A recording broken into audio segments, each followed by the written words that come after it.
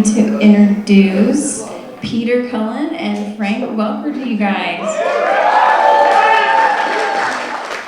And their entire staff. Now normally, when you do shows like this, it's extraordinary effort that they have to go through to put this on, as you can well imagine.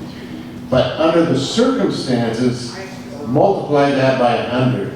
So again, thank you guys for all your Herculean efforts. And secondly, well, equally, thank you guys for all coming and getting through all this. We really appreciate it. Thank you. I concur. All right, I'm sorry, Megan. You don't have to watch it. Can we take these off?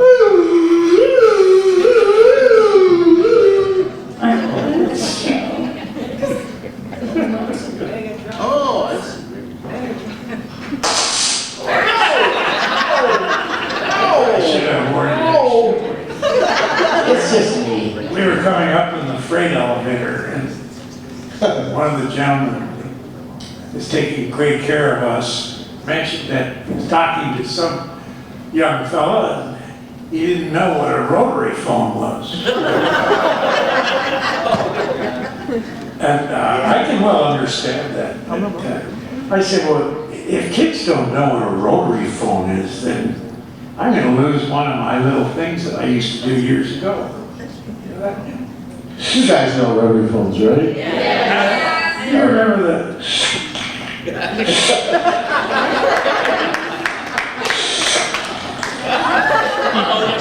Yeah, I know what I'm thinking about. You have to wait. Yeah.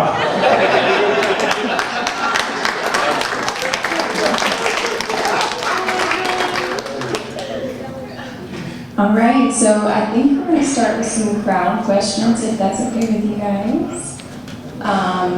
Does anybody have anything they want to ask? All right, so you'll just come up here, okay, to the front.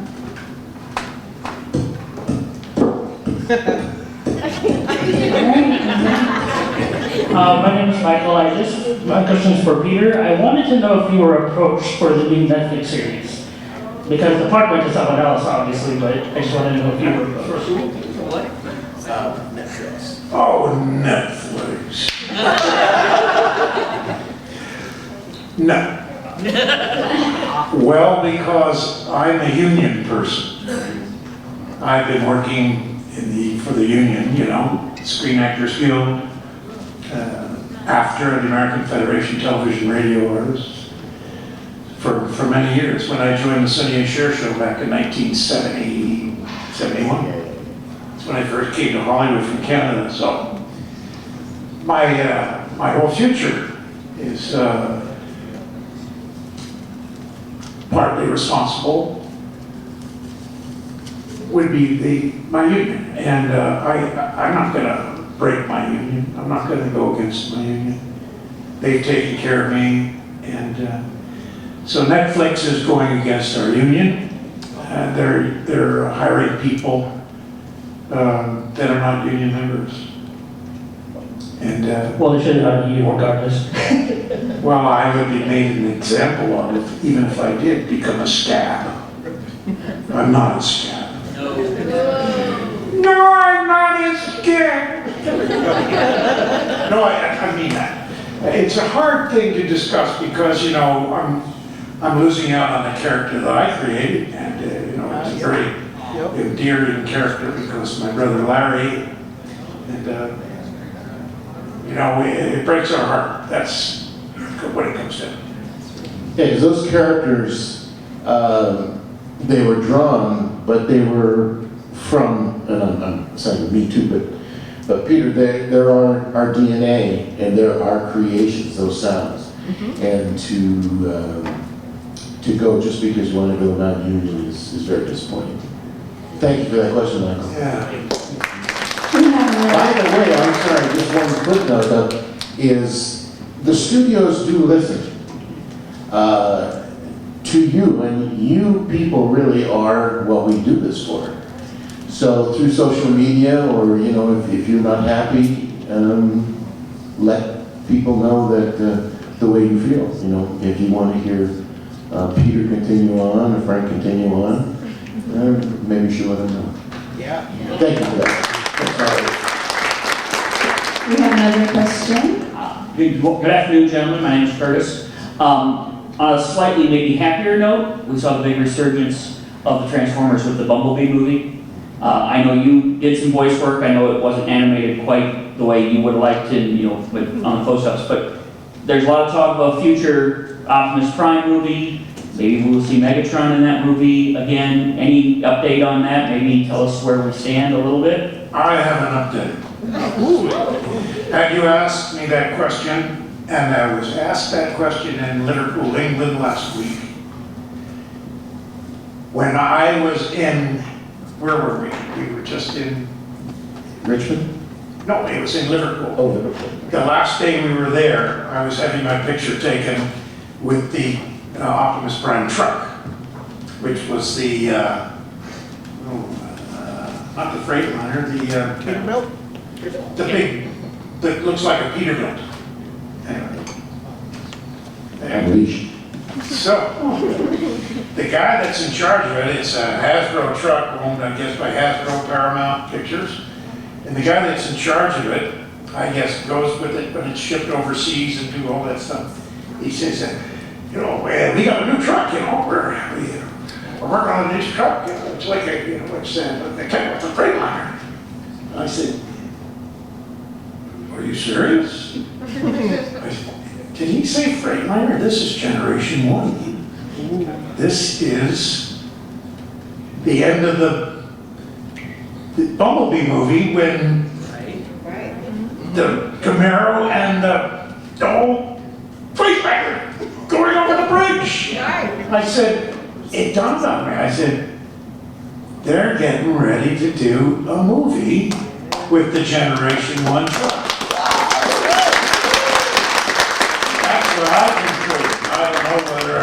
I don't know whether or not I'll be in it, or I know, but I'm excited for anybody that's a Generation 1 fan. I'm excited for you. All right, we have another question, guys. Touching on what you just talked about Generation 1, and you probably get asked this a million times. Back when you guys first started this, did you ever think it would bloom into something like this, where you have individuals from South Carolina, from Colorado, talking about their Transformer collection and about even beating a world record, which the young girl over there has, goals of beating? Did you guys ever, in the beginning, think that that the cartoon or the characters or even the toy line would take off to where it is today? Well, we can both answer that in a resounding no. But pleasantly finding out slowly, actually, because one thing was kind of strange. It's changed now, but back in the day, we never got fan mail. I mean, we got fan mail, but we never saw it. So as far as we knew, we didn't know anybody was really watching except if they picked us up for another season. No internet. Yeah, no internet. No So, fair mail. We really, yeah, no idea. And I don't know, when we first started getting an inkling, I guess, was when the internet came along, right? When we started. Yeah, but I mean, it was kind of generating, underneath, like I said, we weren't getting mail, so we had no idea. We'd be the last to know. Yeah. And just on a side note, when I was talking to a young gal, she was telling me that when the kids came home and they cried and they hid under the bed and stuff like this, the mother, she said, wrote a letter to the powers that be and said, how dare you do that? These children love this character and you killed it, you destroyed it. I mean, you've got to do something about it. This is what, and they wrote back a letter saying they're terribly sorry, and they sent them toys and all that stuff. And finally, a lot of other mothers got involved and said, "How do you bring her back to life?" And so they did bring her back to life. for what, 2-3 shows? And then they, kind of faded them out the way you would do an old gal in a soap opera. Oh, close. Yeah. But it's been phenomenal, and to think about, when we go to work and work with we had some great actors to work with, which I know you've met a lot of them, Greg Berger and Michael Bell and Chris Latta, just wonderful actors to work with. But I think we just enjoyed doing the sessions and had no idea we're going to have these wonderful ancillary things go on and continue on and then do the features and the games. So I think to answer your question, Curtis, it was just an absolute wonderful surprise. Would you agree? I absolutely agree. Most faithful! Alright guys, so we have about a little over 10 minutes left, so we're going to try to get through these. Okay. Hi, you two. My name's Galen. I was wondering, I know in regards to the movie, any plans in the future, like maybe the video game things, something like that, maybe to a sequel to the Fall of Cybertron game, by any chance?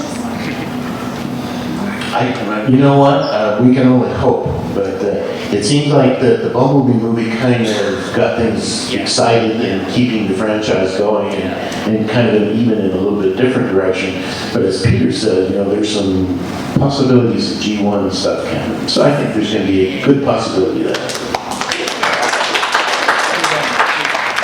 Hi there. Hi. My question is, let's say, back to day one, what if your guys' roles were reversed? What if Frank was Optimus and Peter was Megatron? What would you guys have made them sound like? And instead of Decepticons attack Autobots, what catchphrases would you guys have given them? Well, because Peter did such a great job, I would try and steal everything that he did. But my lack of talent, it would sound something like this. Autobots!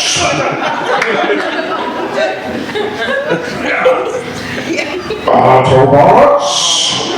We must protect the people. It's horrible, I know. It stinks. There's no way I can do that. Wow! Bring me a bullet and come back. And I do my Megatron as hello.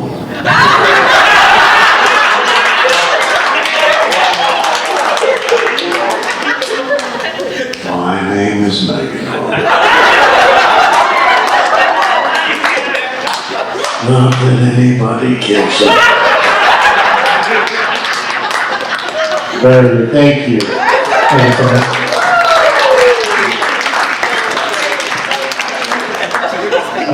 Hello. My question is for Peter. Most of us know the inspiration behind the voice of Optimus, your brother and all that. But I've always wondered, since Mr. Welker said earlier, the characters had your DNA, you guys gave them personalities. What was the inspiration behind Ironhide? Well, I'll be honest.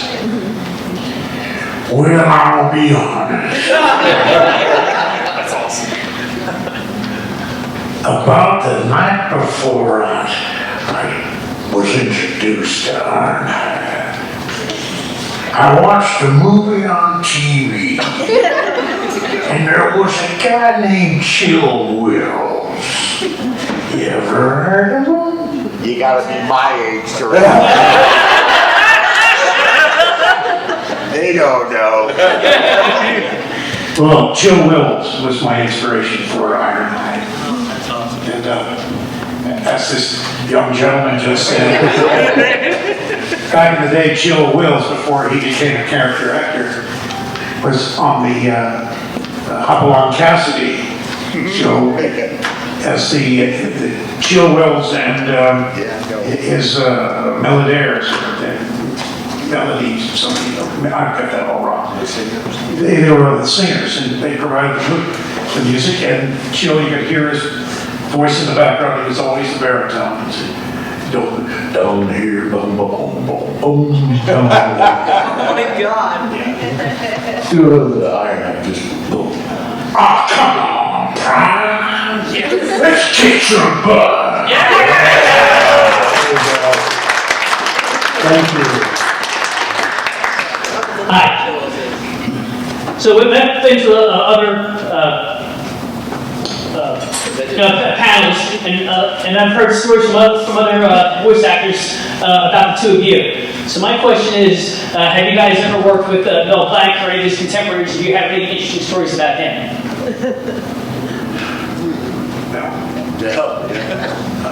Well, I did have the honor and privilege of working with Mel, and but these were in his later days. So he actually would come around with an oxygen tank in the cannula, and he was still brilliant when he was working. He had so much power.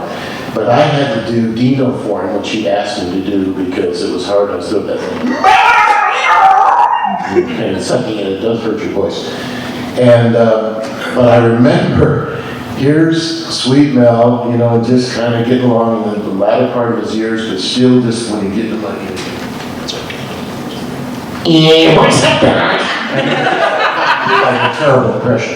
He was so good, but I'm looking, and he's got this oxygen tank and this cannula, and he does this thing, and then he goes, "Can we take a break?"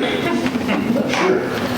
And he goes outside to have a cigarette with an oxygen tank. That just was going, "No! Can you at least leave the oxygen in there?" But that was a shocking moment. But he was amazing, amazing man. It was a privilege to work with him. I worked with Mel on Captain Caveman. And I've worked with Frank for years and years and years. I did my very first animated show was Mighty Man and Yuck. And I played Mighty Man, and Frank played the dog, Yuck, the ugliest dog in the world. Had to wear a doghouse over his head because it was so ugly. And when he took it off, it just the whole world fell apart. Typecasting. Anyway, in the Captain Caveman, I had to play a dinosaur, something like that, and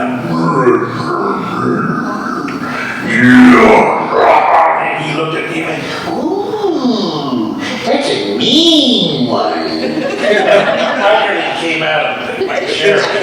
There it is, you know, this huge icon from my childhood. And yet, the years that I've worked with Frank Welker, I have to say, in all honesty, this is the king. He is by far the greatest voice in the world. I love you. Thank you. All right, we have time for one more question. Okie dokie. Hi. I just want to say, I think probably on behalf of everybody here, once again, we get one more round of applause for you guys. It's been so easy to not, and I think everybody really appreciates that. And so I was wondering, maybe kind of in these times of trouble, if we could get some words of encouragement from Optimus himself, as some advice for going through these interesting times. You know what? We might able to do something for you. Something we think you might appreciate. This is a little scene from Hollywood between Megatron and Optimus Prime. I have to prepare. Once they're done, we'll start kill the two mics, leave Megatron on. This is how, when you become a senior, this is how you prepare. Pull back, and then once you have the box mics, You look for your glasses. wrap them up, and then you put them back down to the on TV table of the show.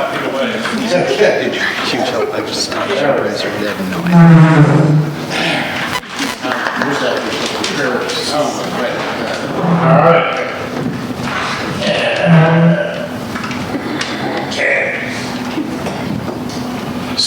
So, here we stand, leaders of the Autobots and Decepticons. We alone control the future of this planet Earth and the universe beyond. We can share the power and the destiny of all that lies before us. Megatron, it is not power I seek. I wish only to protect this planet, and I want no harm to come to these humans. You fool! Why throw away your life so recklessly? With Energon from Earth, our troops can rebuild Cybertron and control the galaxy. The entire universe awaits us. I will not endanger the Earth or its humans.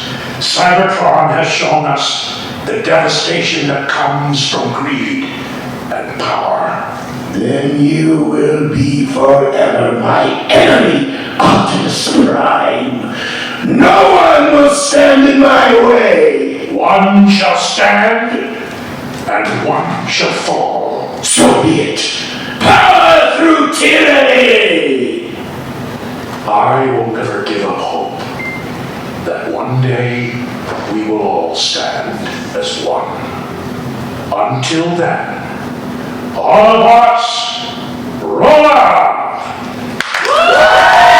Thank you all very much. Thank you.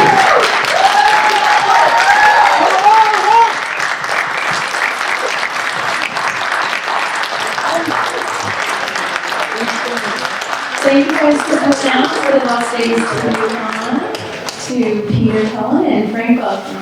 Thank you.